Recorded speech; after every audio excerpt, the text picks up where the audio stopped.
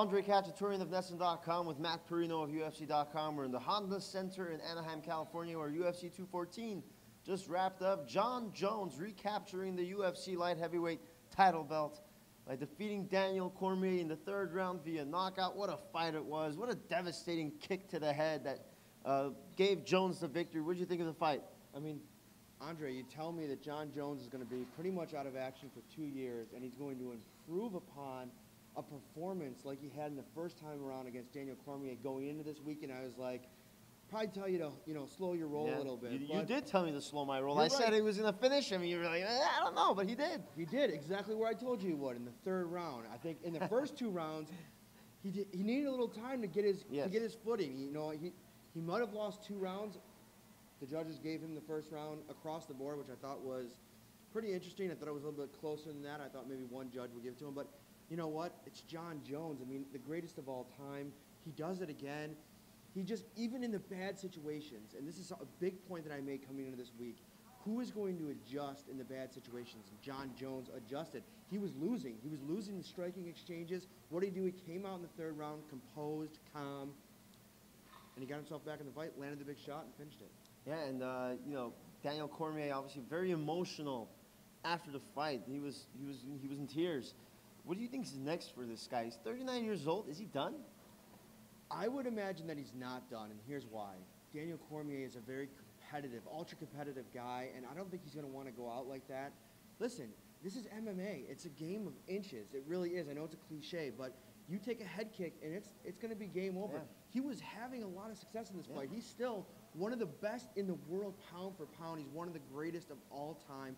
I personally have him in my top 5, despite losing to Jones twice. Because I'm telling you right now, a lot of people are going to fight Jon Jones, and all of them have lost. You know what I would actually like to see Cormier, his next fight against, it would be really cool if he fights Volkan Oezdemir, who had a phenomenal performance today against Jimmy Manua.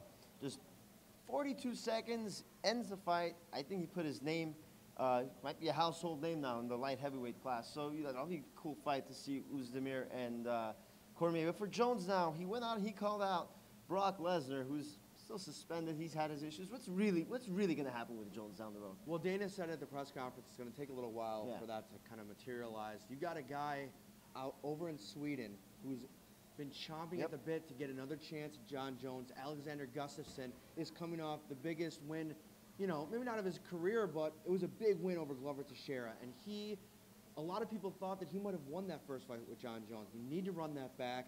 Jon Jones looking in peak Jon Jones form tonight against a Gustafsson who's at the top of his game. Sign me up. I also liked him in the press conference. He just seems very mature now. I said this throughout the week leading up to the fight. He really seems remorseful about his past, and he seems like a changed man. Hopefully this continues for him, and he could go out there and continue this build a dominant legacy without any of that off the octagon stuff that was, kind of hindering his progress in the past. He's got the belt back. That's what he wanted, but that's where the problems were. Yes. Back in the day. So many more problems. Yes, but you're right. I agree. He looks like I've loved his demeanor all fight week, and you know what? The future's bright. Jon Jones is one of the best to ever do it. He's doing what he loves to do, what he was put here to do, and it's great. Yeah, we'll see what happens with Jones down the road, but for everything UFC 214, keep it on Nesson.com or head over to UFC.com.